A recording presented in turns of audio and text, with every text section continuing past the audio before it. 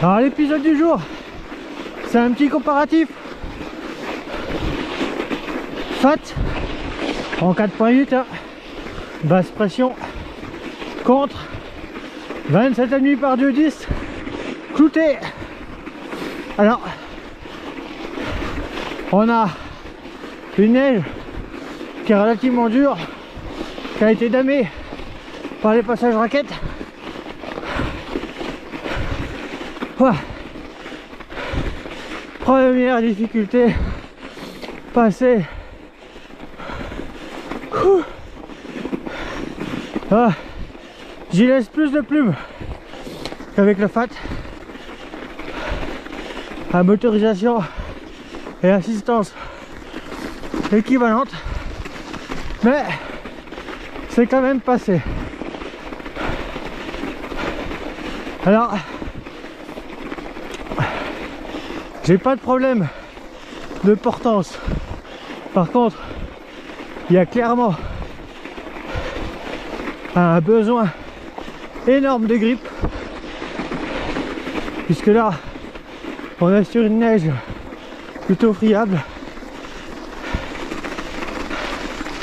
et là c'est tout en motricité.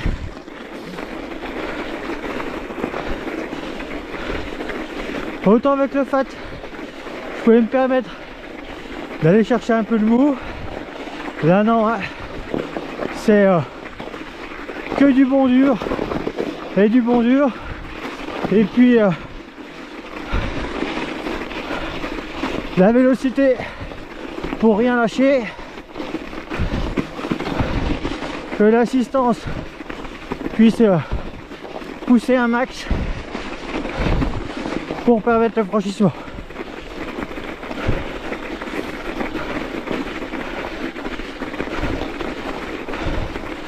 C'est clair que à ce petit jeu là, les clous sont vraiment efficaces.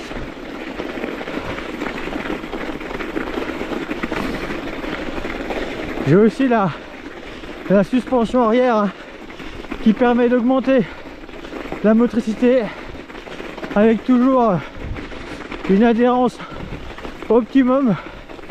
Là à l'arrière,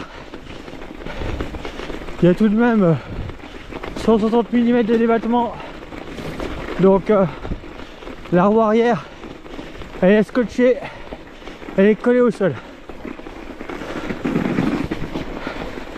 Les passages en mode glace dans la patinoire avec les clous, je suis royal, même pas besoin de serrer les fesses,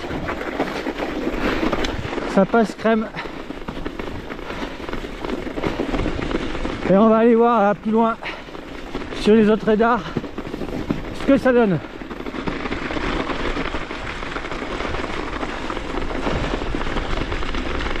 Hop là.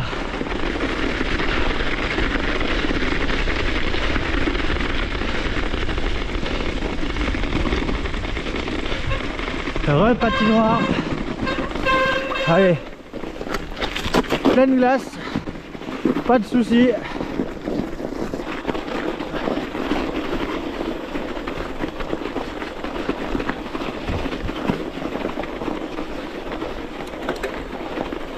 Voilà, hop, dans la trace.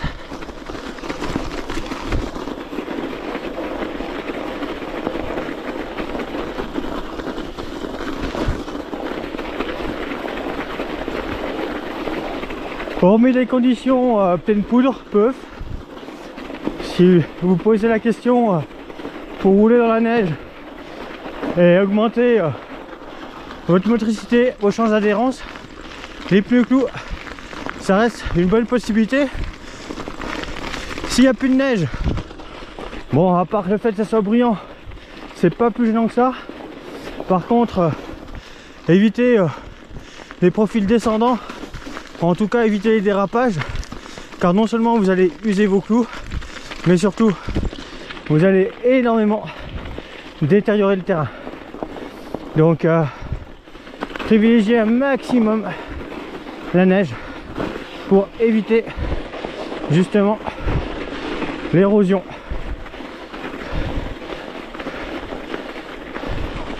à haute bonne difficulté là.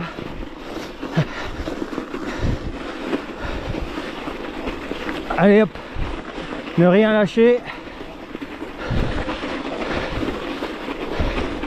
Alors ce qui est très bien hein, sur ce petit cube HPC, c'est qu'on est sur un vélo full 27,5. Du coup, même avec 170 mm à l'avant, je reste relativement bas, sachant que j'ai pas encore fait le modif, à savoir rabaisser le poste de pilotage pour aller chercher 20 mm et être moins obligé de monter en danseuse plaquée comme là actuellement. Voilà, magnifique cascade, c'est pas retombé depuis hier. Allez, pause photo hein. Hop là, ça y est, le soleil se lève.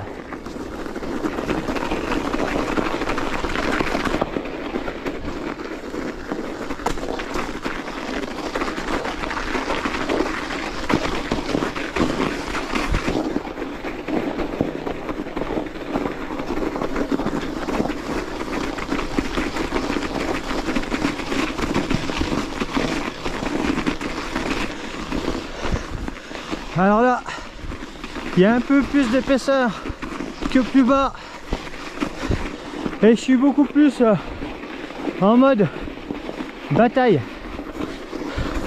par rapport à tout à l'heure. Ah.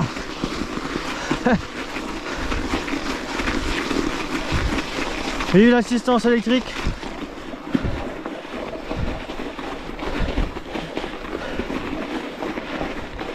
Le fat reste beaucoup plus accessible, beaucoup moins technique pour ce type de franchissement hein. Voilà, j'ai vraiment une ligne en largeur qui est très limitée. Dès l'instant que j'en sors, c'est trop mou.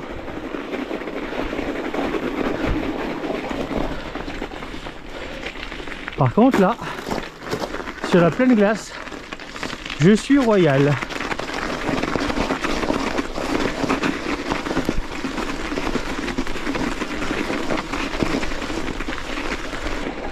Bon, on continue de monter. Bon, là on est carrément sur l'itinéraire raquette officiel. Donc il y a eu beaucoup plus de passages. On voit que la trace est beaucoup plus damée. On a le droit même à une petite banquette de chaque côté. Et ça, va pas falloir sortir de la trace parce que sinon on ne repartira pas à mon avis.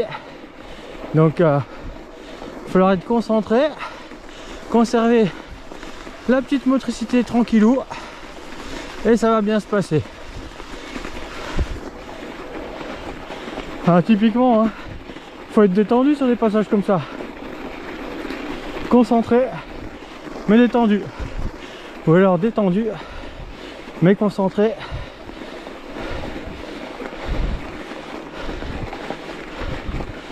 Et s'entraîner à rouler droit, finalement vous pouvez le faire à plein d'endroits. Il suffit d'un muret, d'une bande de peinture sur une route, une bordure de trottoir. Ça c'est un truc qu'on peut travailler toute l'année, c'est pas un souci. Mais après une fois en montagne, eh bien vous serez à l'aise.